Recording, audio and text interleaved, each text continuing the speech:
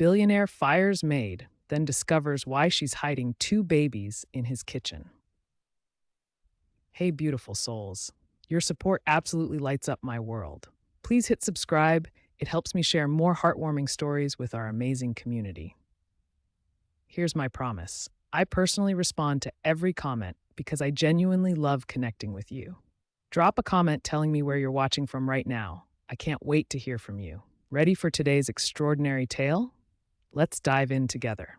The front door clicked shut behind him with the finality of a vault closing. Daniel loosened his tie as he stepped into the marble foyer, the silk sliding against his collar like a whisper of exhaustion.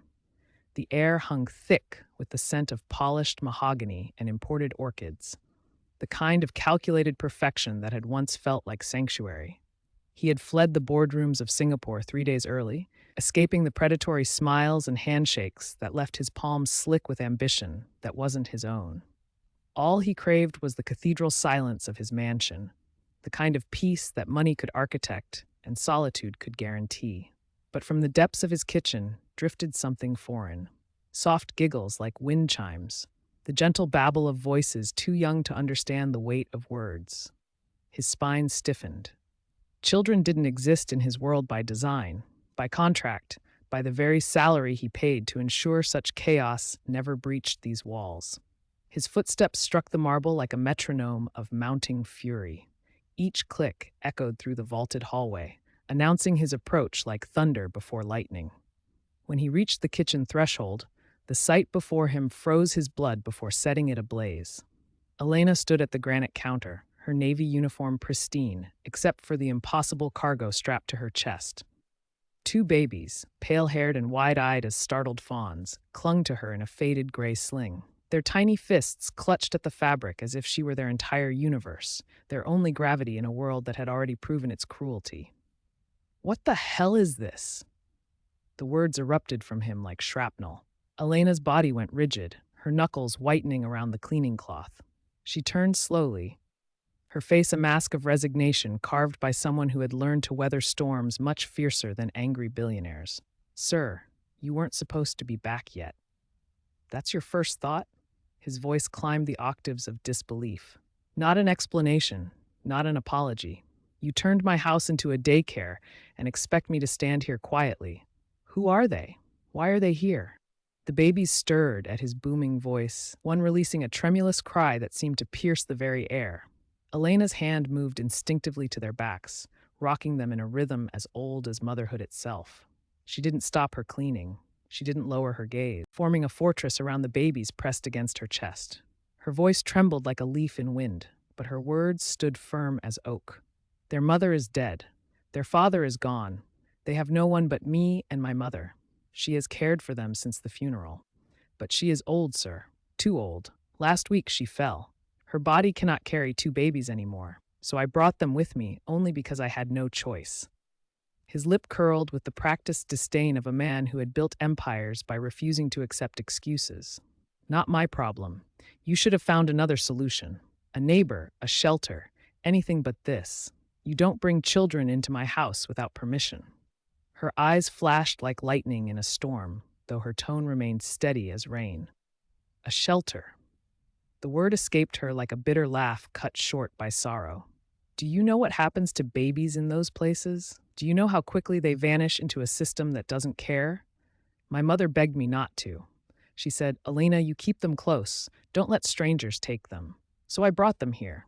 I thought maybe you wouldn't notice." "You thought wrong." His tones sliced through the air like broken glass.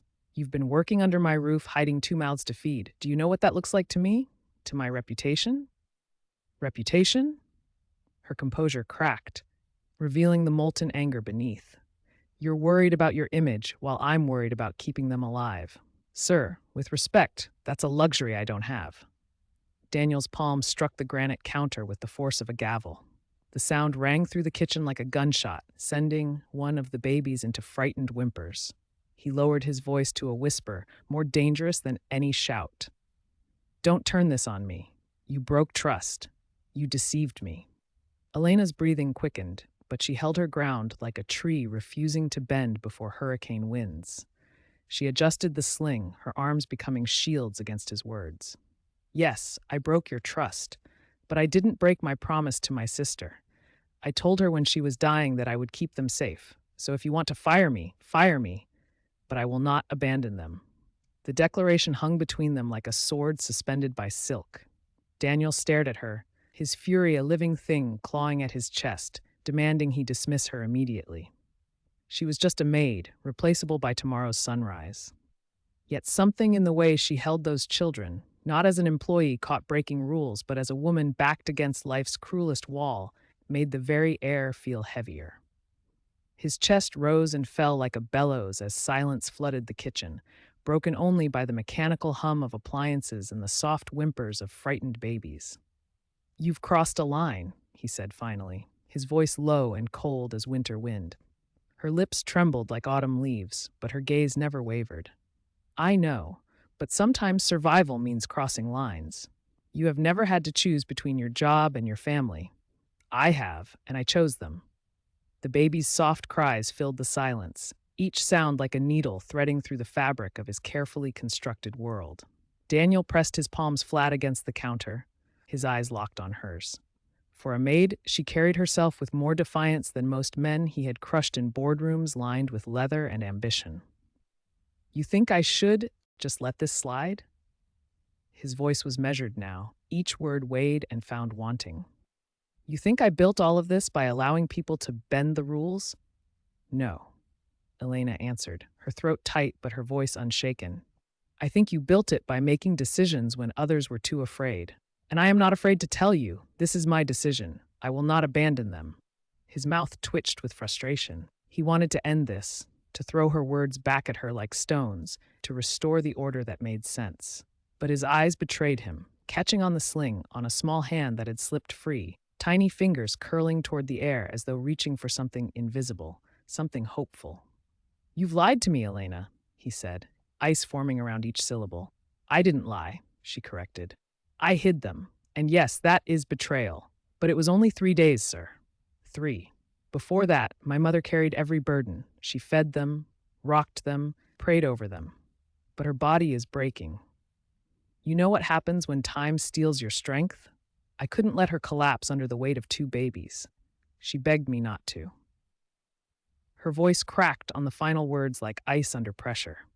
The sound unsettled something in Daniel's chest, something more troubling than her defiance had been. He rubbed his jaw, pacing like a caged predator. His mind demanded control, order, the clean lines of discipline. Yet his chest carried something heavier, something human pressing against the walls he had spent decades building. So what now? He asked, his voice low but edged with steel. You expect me to run a mansion around your family drama? To let you carry babies while you scrub my floors and polish my tables? Elena's grip tightened on the sling, her chest rising with shallow breaths.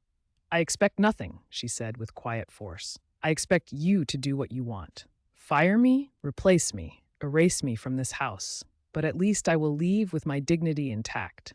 Because I didn't walk away from them. I didn't look the other way. The words struck him like physical blows. His eyes narrowed, his jaw grinding as if holding back a storm. Silence pressed against the vaulted ceiling like accumulated pressure. The refrigerator hummed its mechanical lullaby. Then one of the babies fussed again, releasing a cry that seemed to echo through every corner of his carefully controlled world. Elena shifted, rocking them with practiced gentleness, whispering "shh" in a voice that transformed from defiance to tenderness in a single breath. Her gaze never left Daniel's face. She stood tall, despite carrying the weight of 2 children and the heavier burden of his judgment. Daniel exhaled slowly, his fists unclenching like flowers blooming in reverse. He saw her now not merely as a maid who had overstepped boundaries, but as a woman fighting too many battles at once: grief, poverty, duty. A life that had shown her no mercy, and yet she stood with shoulders squared, carrying more than most could bear. You should have told me from the start, he said finally. Thunder had left his voice, replaced by something rougher, more human. I know, Elena's voice faltered, her eyes bright with unshed tears she refused to release. I was afraid you would see me as weak, afraid you would toss me out. I couldn't risk losing everything in one moment. And yet, Here we are, Daniel muttered, rubbing his face with hands that suddenly felt too heavy. His tie had become a noose, his expensive suit a costume he no longer recognized. She braced herself like someone preparing to absorb a blow. If you want me gone, say it. I'll pack tonight. The words escaped him before his mind could cage them. I'm not firing you. Elena blinked, the world tilting beneath her feet. What? You heard me. His tone was firm but quieter now, like distant thunder. You made a mistake, yes, a big one. But I've seen men with millions in their pockets who wouldn't lift a finger for anyone but themselves. And you? You carry 2 babies while scrubbing my counters. That kind of loyalty, that kind of strength, I can't just dismiss it. Her lips parted, tears threatening like storm clouds, but she forced her chin high. So what happens now? Daniel looked at the babies again.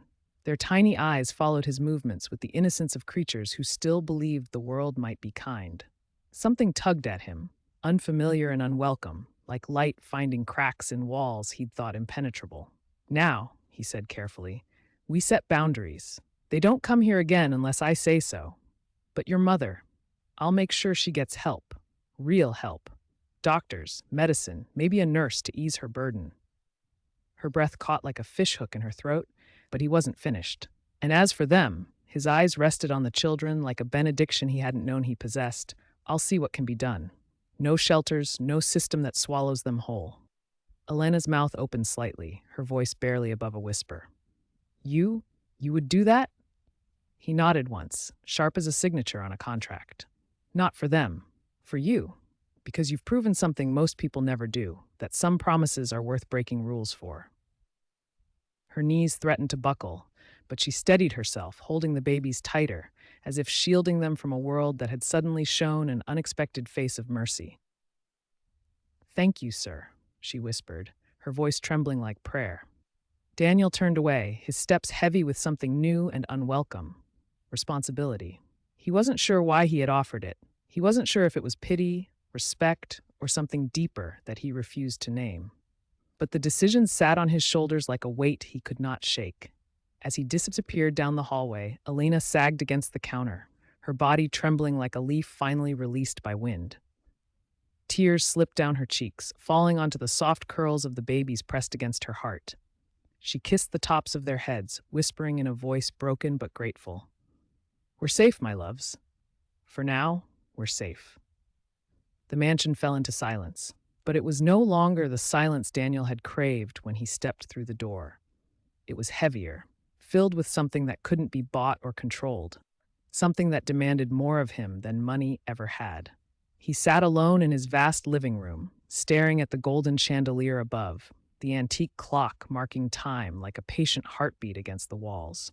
His thoughts betrayed him, circling back to Elena's words, her defiance, her promise to her dying sister, and most of all to that tiny hand that had reached out of the sling, searching for something, someone.